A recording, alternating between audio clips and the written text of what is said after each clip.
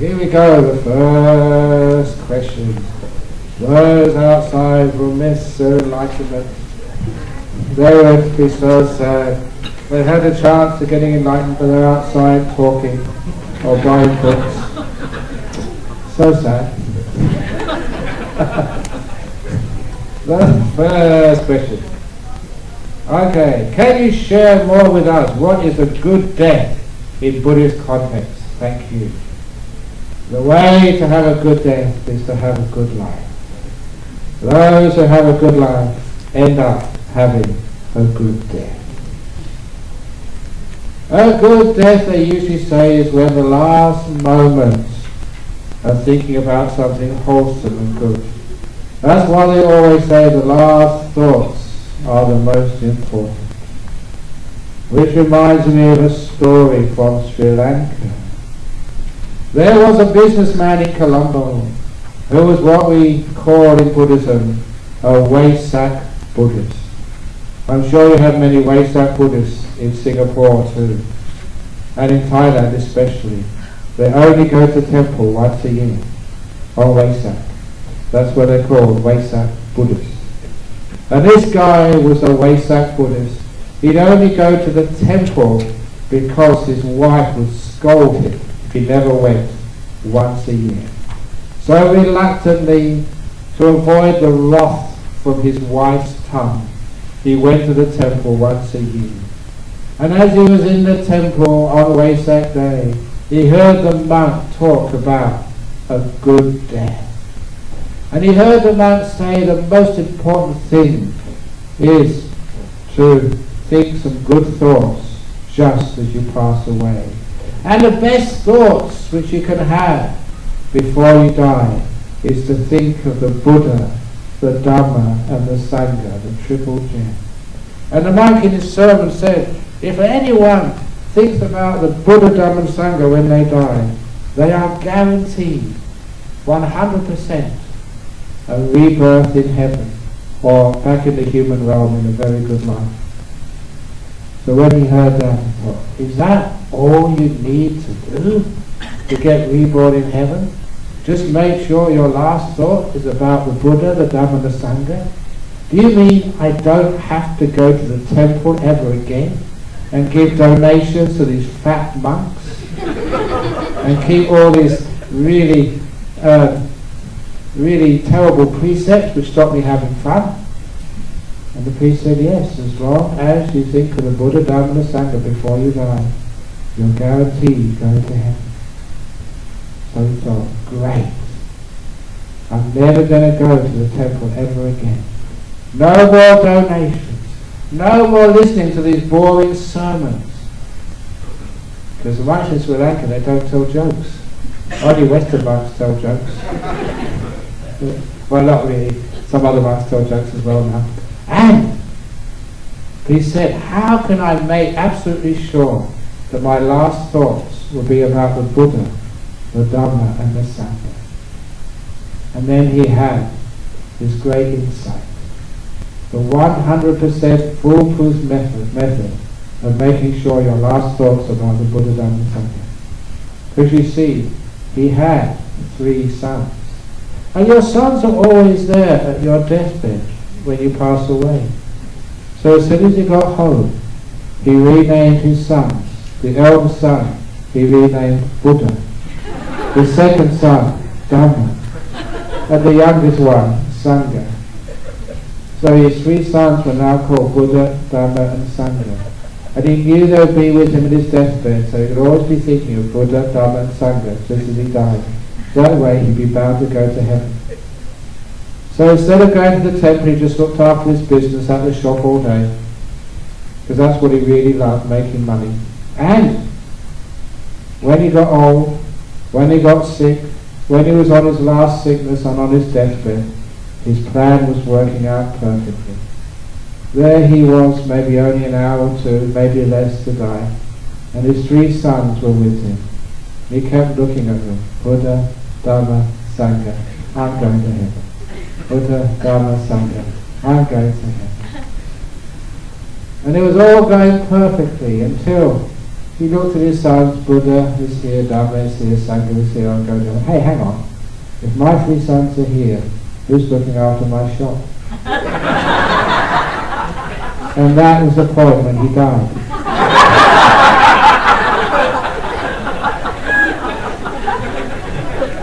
It didn't work. You can't just say, I am going to live a shameless life, ungenerous life, a bad life, and just be able to think of these things at the very end. You just can't do that. So if you've lived a good life, you always have a good day. And that's a wonderful thing to see. People have meditated, they can let go so easily. So they just relax and just let death happen. They'll be so at peace. I'm going to go to heaven. It's a nice place to go. I don't have to go to work anymore. I don't have to answer people's questions anymore. No more having my photograph taken. Oh, I'm going to heaven. I'm dying. Bye-bye. You can let go. That's why the best way of meditating is letting go. And when you learn how to let go, you die very peacefully. It must have been the first time I heard this. I've heard this very many times since. It was from a doctor. I think she was actually a Christian doctor who was working up in Taiping in Malaysia. And I was in a car with her going up to Penang. And she was just talking to me. And she was really interested in Buddhism. Actually, she was basically becoming a Buddhist. And she said, in all my years of treating people who were dying, she said that the Buddhists die the best. They always die really peacefully. So the Christians and the Muslims, they usually struggle at the end. So the Buddhists know how to let go and die peacefully. And that made her very interested in Buddhism. And you know, that's, anecdotally, that's so true. I've counseled many people on their deathbeds. Some are not Buddhists, some are, some have been Buddhists for a long time. Those Buddhists who are meditating, especially, they die so peacefully. They just sit there and they let go and they no fear at all. And they die beautifully. The people who are afraid of death are usually those ones who believe they're going to be judged, the final examination, hell forever, or heaven forever. That's a scary test. How many of you are that good, you've done nothing bad in your whole life, you're absolutely confident you won't go back down to hell? If you're a Christian, it's the most terrifying thing of all. Because no one is that perfect. But also no one is that bad either. That's one of the things I reject, one of the reasons why I rejected that idea. There's no person who's ever lived who's that bad they deserve to go to hell forever, never. That idea of a permanent place of torture, that is so bad. If there was such a place, then God should face up to the International Tribunal of Human Rights. It's torture. You can't do things like that. That's really immoral. I can never accept sort of ultimate torture, even like ultimate heaven. No one is that good that you deserve to go to heaven forever, never. That's why temporary heavens and temporary hells and then rebirth again afterwards. That's much more just. So that's why, one of the reasons why I rejected that seems to be a very silly idea. But because you're a Buddhist, you can let go so easily, which means you can die so peacefully. Well, that's basically the way to have a good death.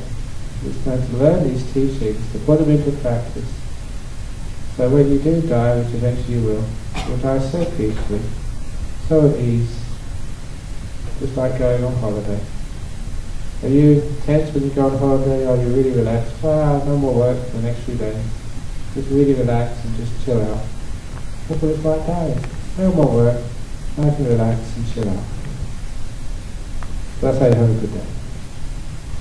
Ajahn Brahm. Is meditation supposed to be an intellectual activity?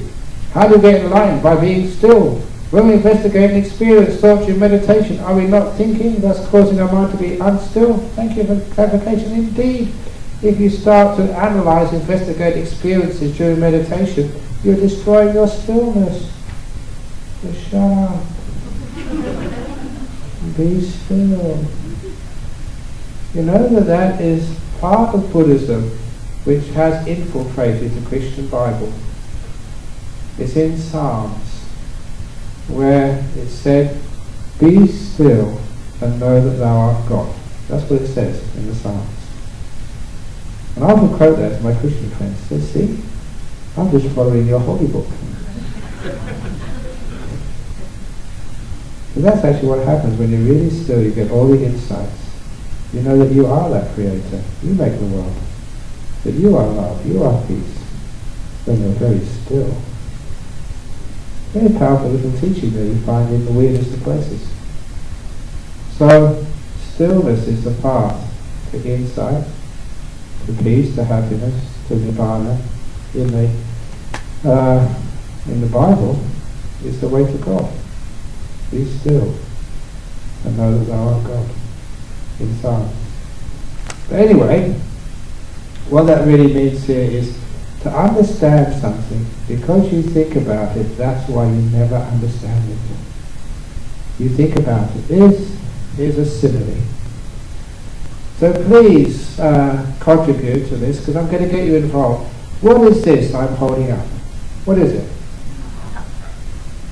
Cheryl, what else? What else can you tell me about this? Yeah, what else? What else? Kicking. Yeah, what else? People looking. Now this is an exercise in the way we try to understand things. I pick up something and you give it a name, cup. If I hadn't asked you to tell me more, you'd have thought you'd finished, that you know this is cup, and you've dealt with it, and you think you've understood it. Because I asked you more questions, what else is it? You came up with other descriptions. You started seeing more. When you think something, that's a cup, that's husband, that's wife, that's monk. You assume that you've known it, and you go on to the next thing. That is a problem with investigation. When we give it a name, we think that's all it is. This is much, much more than a cup. A huge number of possibilities to this thing I'm holding up. Whatever it is, yeah. I'm going to put it down now for my afternoon. When you think you know it, that's when you've given it a name, you've described it, you've defined it through thought, and that means you stop looking. You can't see anymore. So real insight happens when you stop thinking. You never gain truth by thoughts. All you gain through thoughts is more labels, more descriptions, more boxes you try to put things into. Understanding is much, much deeper than that. Which is why one of my favourite similes is the simile of the professor who went to the 5-star restaurant. A new restaurant had opened up. He made a reservation. It was such a popular restaurant, he had to wait for 2 months to get a reservation. When the night came, he dressed up in a good suit, because these great restaurants have a very strict dress code. He turned up, they asked for his ID. They find out, yes sir, you have got a reservation tonight. So they led him to his table.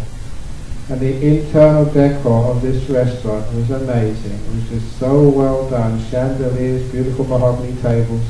The artwork on the walls just fat into the whole ambience of this top restaurant. A waiter came dressed in tails and a beautiful bow tie. He was very well presented and gave the professor the menu. The menu was written on thick parchment, not like in this hotel, which is just a little wallet with the menu on. This was in really beautiful calligraphy, in gold lettering on thick parchment. So the professor thanked the waiter for the menu, and then the professor ate the menu and paid his bill and left. Because the professor didn't know the difference between the menu and the food.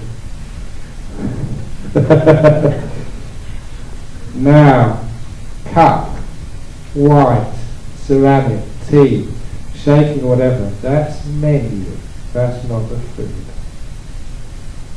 That's why people sometimes never get great insights. All they do is read menus, they don't taste the food. What's peace? The only way you know what peace is by tasting it. By tasting the food. It's really amazing that so many people think they know what peace is, and they work for world peace. And they want peace of mind. They've got no clue what peace is.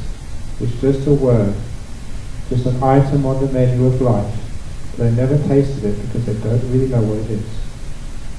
And even amazing things, compassion, kindness. We all think we know what compassion and kindness is. But for many it's just a word, rather than something which we've eaten and we know the taste of. That's actually how you understand what kindness and compassion is. That's what insight is. The experience of insight, not the thought of insight. So this is not an intellectual exercise. Not at all. If anything, it's an emotional exercise. An intuition exercise. An exercise of getting that deeper layer of knowledge, which is clear seeing, insight. Knowing what peace is. And the intellect then describes it with words to other people. The knowledge comes before. That's why you don't have to have a university degree to become enlightened. In fact, people who do, like me, usually have a harder time. Keep it simple. Keep it peaceful. People who are close to their emotions, understand emotions. They may not be able to describe them, but they understand them. So this is an emotional journey. With peace, inspiration, joy, ecstasy, freedom. Even freedom is an emotion.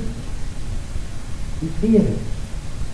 That's what freedom is. You start thinking about it, and you end up doing all these treatises on human rights and fighting other people for human rights.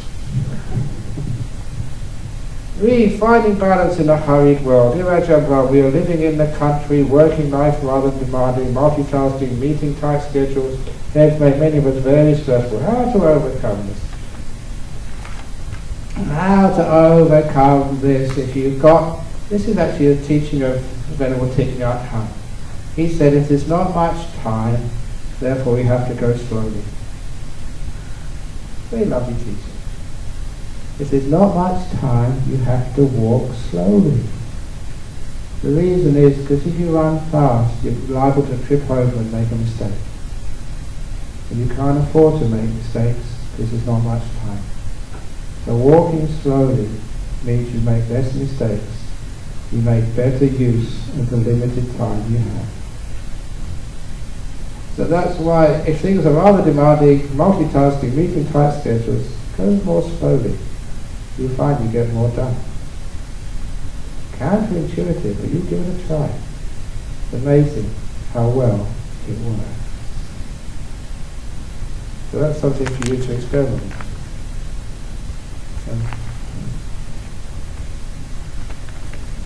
Ajahn Brahm, what happens to a person's consciousness when a person is declared brain dead? You know, someone once said, I was brain dead. That's having bad jokes. What happens to a person's consciousness when a person is declared brain dead? Has a person passed on to her rebirth? I have a friend who has been said to be brain dead for 12 years. She's been looked after at her home. Look, the brain is not you. That's only part of this body. And if anybody wants to see the evidence, Professor Pim Pham Lommel was the expert. He was the guy who found out that people have these near-death experiences only when they're brain dead. When their brain stops functioning. And then they leave the body and are fully conscious only when the brain stops working. When you flatline. And so much evidence has been gathered about this, but that's actually when, your mind takes over. Yeah, your brain ain't working, it's dead, but the mind takes over. Usually this mind, it's usually it's lazy enough, it just goes through the brain. Except in such cases as meditation and hypnosis. Those seem to be the two usual cases where you access the mind directly rather than going through the brain. Which is why that what you can recall under hypnosis and meditation is far more than your brain can ever recall. That's why through hypnosis you can remember just what you did when you were a kid with clear memory. You never be able to remember that through your brain, but your mind can. That's why people can remember past lives through meditation or hypnosis, where there's no possibility your brain can store that knowledge because it wasn't there at the time. Your mind was. That's why this mind is an incredibly amazing thing. You access it, it seems to be through those two ways. Meditation is the best way because many people can't be hypnotized, they just won't let themselves be put into a trance. But everyone can meditate. So when the person's in a coma, when the doctors say they're brain dead, don't think they're mind dead. They may very well be able to hear you, feel you and see you. Which is why if that's your mother or father or friend in a coma in hospital, hold their hand, talk to them, tell them the latest news. If they want to find out what's happening in the stock market, just tell them the latest reports. If that's what interests them, then let them know, because sometimes you know what it's like? We're dying to know, who won the FA Cup. And they can't ask, darling, who won?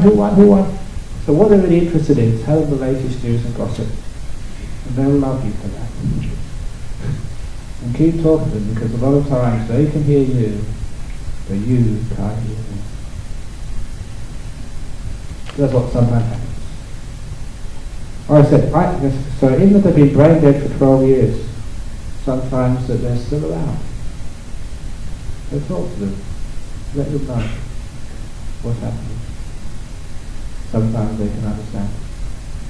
And sometimes they come back again afterwards and tell you, yes, I could hear everything you said.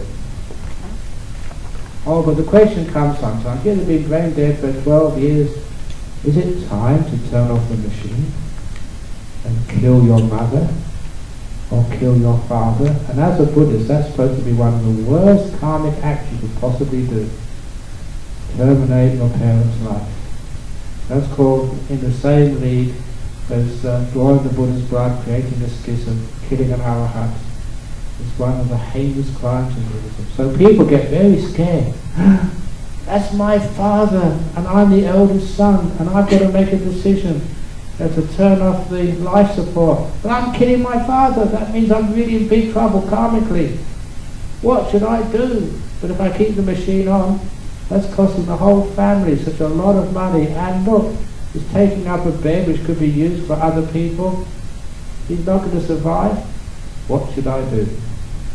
And many of you have heard me say the answer before, and it works.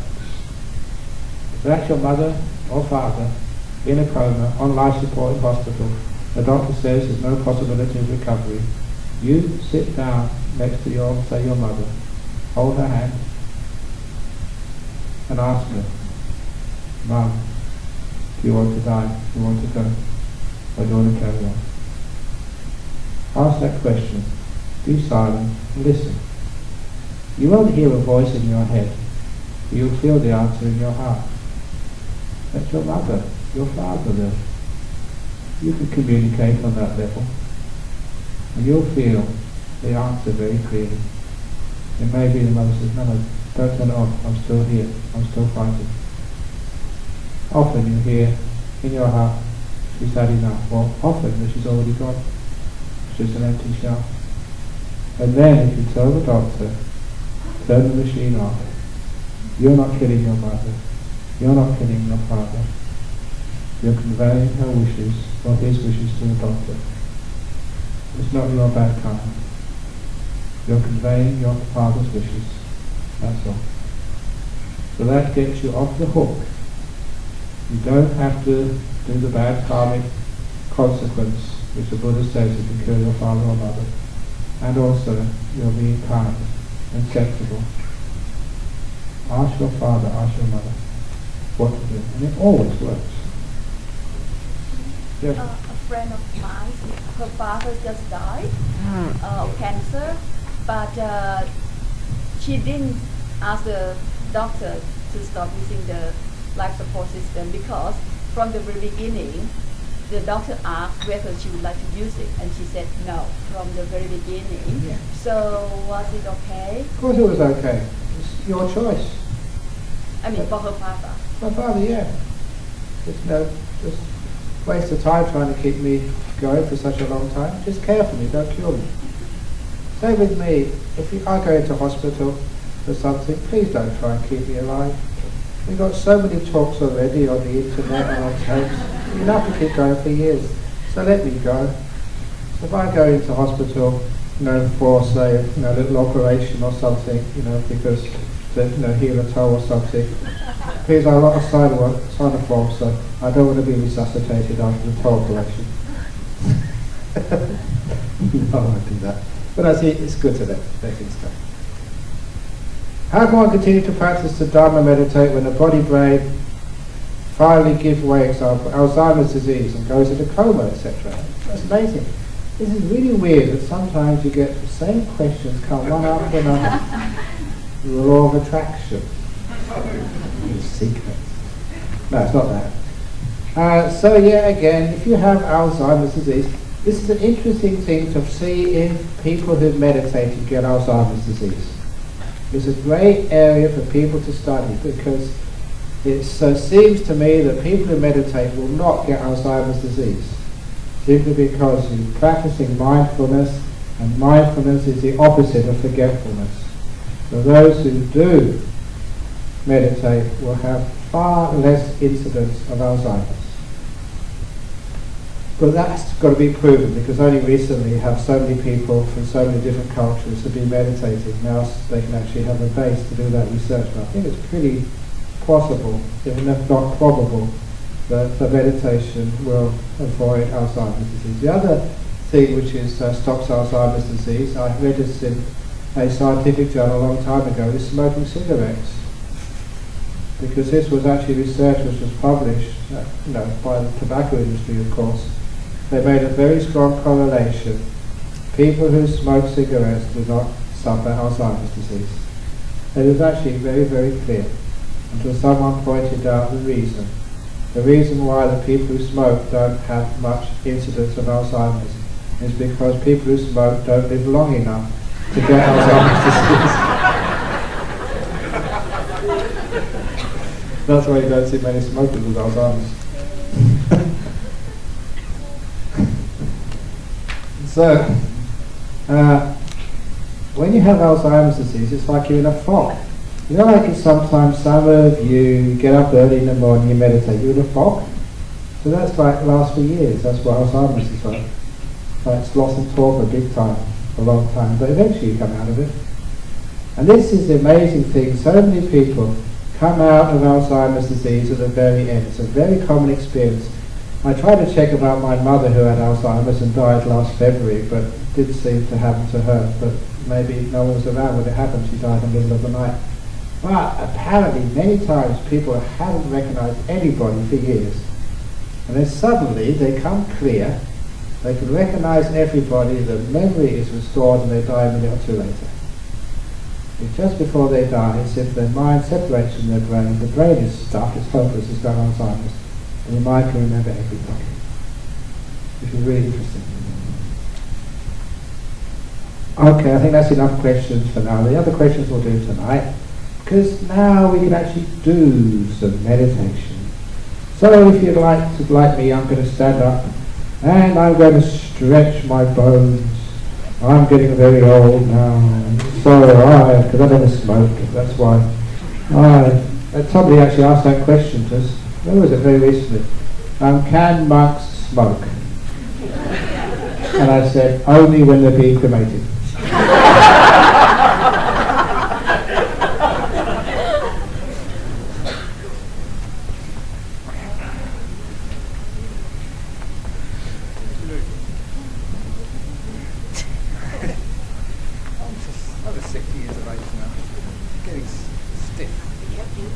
Sorry?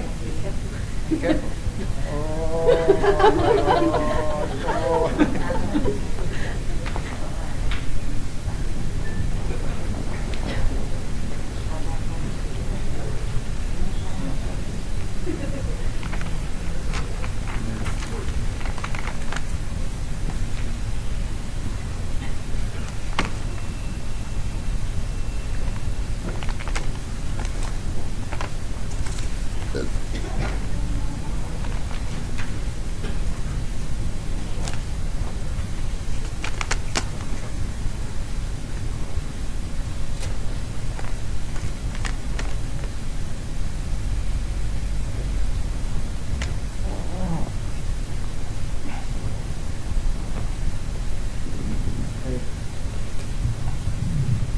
You're sitting here. Remember, just as if you're having to do an examination. You've been busy all morning. You've got a lot of things coming up afterwards. And you can prepare your mind right now. First of all, you feel how you're sitting when your eyes are closed. Be so sensitive to the body that you find when you are in your good position. People have sometimes asked me, should your left hand be over your right hand be over the left hand, in your lap or on your knees or on your head, or where the heck should you put your hands? It doesn't matter, let your hands decide where they want to be. As long as they're comfortable, that's good. As long as your back is comfortable, shoulders, your arms, your head. That's where mindfulness gives you feedback. And mindfulness tells you how to arrange your body. So you notice from that feedback that this is in the most comfortable position.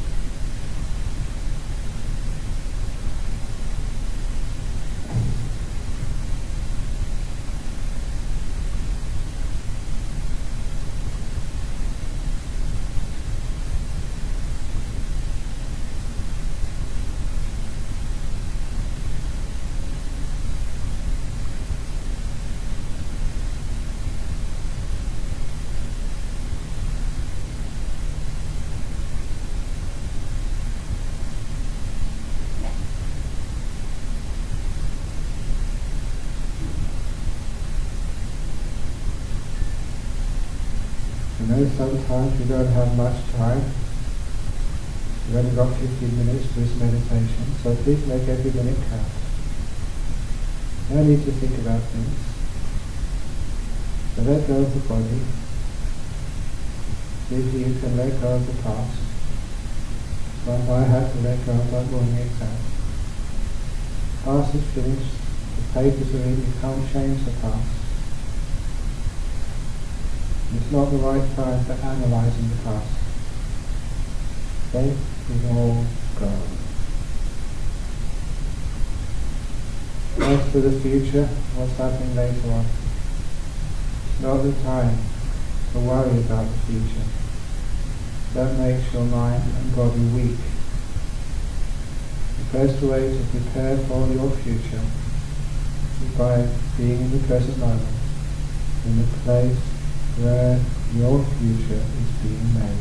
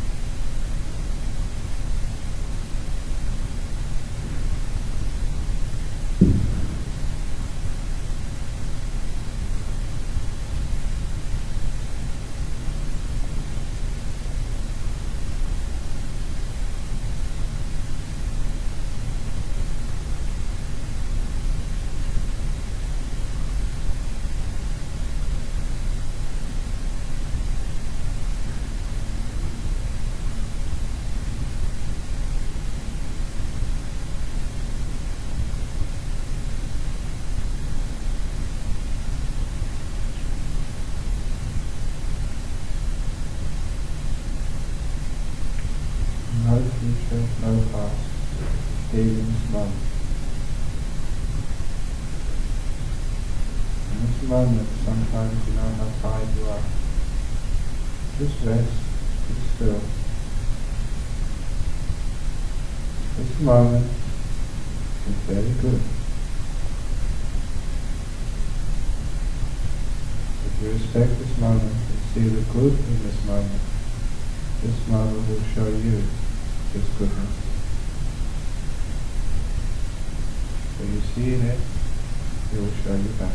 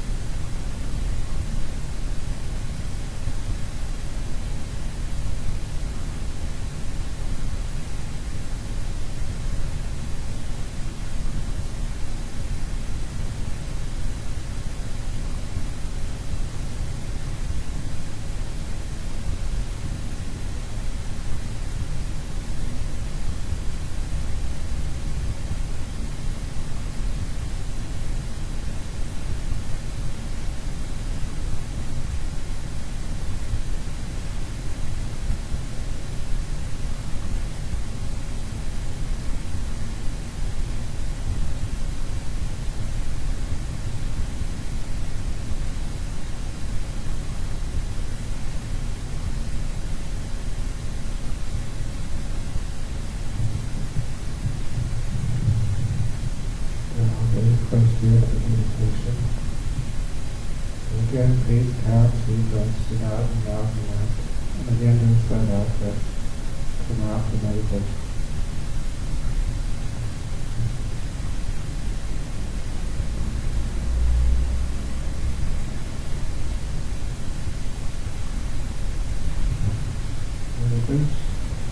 So now, in the lobby we have vitamin C and vitamin T for being served. Vitamin coffee, vitamin tea. Is there any announcements? Okay. And therefore we have the tea break, we have announcements. So be precise, concise with your questions, so more people can benefit from Ajahn Brahm's wisdom. But we are not extending his time either, because Ajahn Brahm, strangely, he's human, so he does need a bit of rest. And he's getting older, you know. Another strange thing that we're all aging, isn't it? Yeah, anyway. So enjoy your coffee and tea and see you later. Thanks. Thank you.